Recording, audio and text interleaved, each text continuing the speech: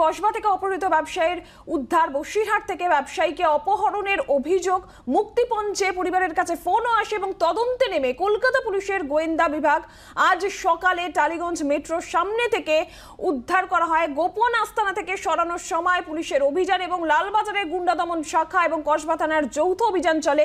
ইতিমধ্যেই গোটা ঘটনায় 10 জনকে গ্রেফতার করা হয়েছে। জানবো বিস্তারিত পিয়ালি মিত্র টেলিফোন লাইনে রয়েছেন আমাদের সঙ্গে। পিয়ালি, আর কি তথ্য সামনে আসছে? দেখো, তোমাকে প্রথমে জানাই যে বসিরহাট থেকে তাকে কিডন্যাপ করা হয়নি। গতকালকে দুপুরবেলার দিকে এই ব্যবসায়ী, যার নাম কুতুবুদ্দিন গাজী, তার বসিরহাটে বাড়ি, কিন্তু কসবা এলাকায় তার একটি অফিস রয়েছে। সেই অফিসে দুটো গাড়িতে করে অন্তত 8 থেকে 10 জন ব্যক্তি আসে, যাদের গাড়িতে পুলিশ লেখা ছিল, এবং সেই পুলিশ লেখা গাড়িতে তারা গিয়ে ওই ব্যক্তিকে তারা তুলে নিয়ে যায়। এবং তারপর রাত 8টা নাগাদ তার বিজনেস পার্টনার, তার ইট ভাটা রয়েছে বসিরহাটে, সেই বিজনেস পার্টনার এসে কসবা থানাতে অভিযোগ দায়ের করেন এবং তিনি যেটা জানান যে তার এই বন্ধু এবং ব্যবসায়ী বিজনেস পার্টনারকে কয়েকজন পুলিশ পরিচয় দিয়ে এসে তুলে নিয়ে গেছে এবং তার পরিবারের কাছে র্যানসাম কল অর্থাৎ মুক্তিপণের জন্য টাকা আছে। এই খবর সামনে আসার পরেই কলকাতা পুলিশের একেবারে শীর্ষ কর্তারা তারা নড়ে চড়ে বসেন। কলকাতা পুলিশের কমিশনার তিনি চলে আসেন লালবাজারে, তিনি কসবাতেও পৌঁছান। জয়েন্ট সিটি ক্রাইম থেকে শুরু করে জয়েন্ট সিটি এসটিএফ এবং জয়েন্ট সিটি ট্রাফিক, তাদের সকলকে অ্যালার্ট করা হয়। যে গাড়িতে করে তুলে নিয়ে যাওয়া হয়েছিল সেই গাড়ির নাম্বার দিয়ে কলকাতা শহরের সমস্ত ট্রাফিক গার্ড থানাগুলোকে অ্যালার্ট করা হয়, খোঁজ চলছিল। এবং তারপরে আজকে ভোরবেলা টালিগঞ্জ মেট্রো সংলগ্ন একটি জায়গা থেকে এই ব্যক্তিকে অর্থাৎ কুতুবুদ্দিন গাজীকে তাকে উদ্ধার করতে পেরেছেন তদন্তকারী অফিসাররা। পিয়ালি, আপাতত ধন্যবাদ, তুমি নজর রাখো, আমরা সরাসরি চোখ রাখবো। আমাদের সঙ্গে রয়েছে কসবা থেকে আমাদের প্রতিনিধি অয়ন ঘোষাল। অয়নের কাছে যাব। অয়ন, ইতিমধ্যেই অপহৃত ব্যবসায়ীকে উদ্ধার করা সম্ভব হয়েছে, কি কি তথ্য সামনে আসছে?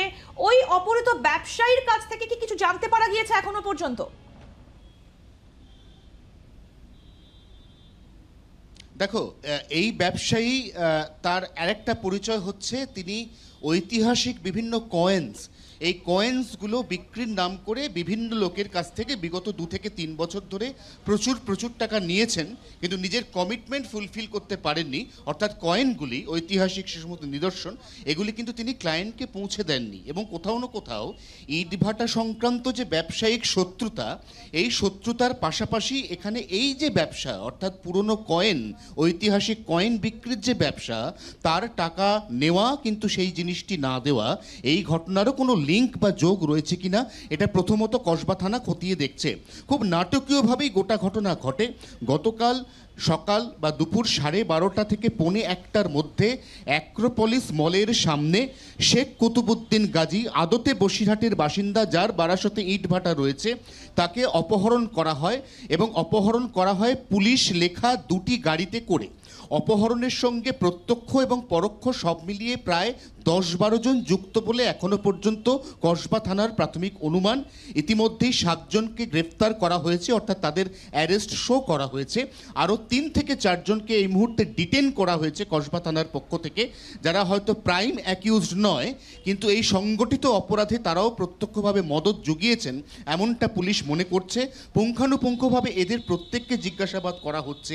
তার পাশাপাশি অবশ্যই কসবা থানা এই মুহূর্তে জিজ্ঞাসাবাদ করছে শেখ কুতুবুদ্দিন গাজীকে, নির্দিষ্ট করে ইটভাটা ব্যবসা সংক্রান্ত কোনো পুরনো শত্রুতা, টাকা পয়সার পাওনা গন্ডা, বকেয়া নিয়ে কোনো অশান্তি, মনোমালিন্য, নাকি যে তথ্যটা বারবার উঠে আসছে সেটা হচ্ছে পুরনো কয়েনের যে ব্যবসা, সেই কেনা বেচা, এই সংক্রান্ত কোনো শত্রুতা। নির্দিষ্ট করে তার প্রতি এতগুলি মানুষের আক্রোশের কারণটা কি এবং তিনি এর কোনো পূর্বাভাস পেয়েছেন কিনা, তাকে এর আগে এই সংক্রান্ত ব্যাপারে কোনো থ্রেট রিসিভ করতে হয়েছে কিনা, এই যাবতীয় বিষয়গুলি তদন্ত সাপেক্ষ এবং এই মুহূর্তে কসবা থানা এই তদন্তের কাজটাই করছে। অয়ন, আরেকটা বিষয় জানতে চাইবো, তুমি যেটা বললে যে 7 জনকে ইতিমধ্যে গ্রেফতার করা হয়েছে এবং আরো 3 জনকে আটক করা হয়েছে, এই যে 10 জন, এদের সঙ্গে ওই ব্যবসায়ীর কি সম্পর্ক বা এদের পরিচয় সম্পর্কে কিছু জানতে পারছো? দেখো, এরা সংগঠিতভাবে একটা পূর্ব পরিকল্পনা অনুযায়ী ভাড়ার গাড়ি নিয়ে তাতে পুলিশ স্টিকার লাগিয়ে এই কাজটা করেছেন। অতএব এটা ক্ষণিকের উত্তেজনার বশে কোনো কাজ নয়, এর পেছনে একটা পরিকল্পনার ছাপ রয়েছে।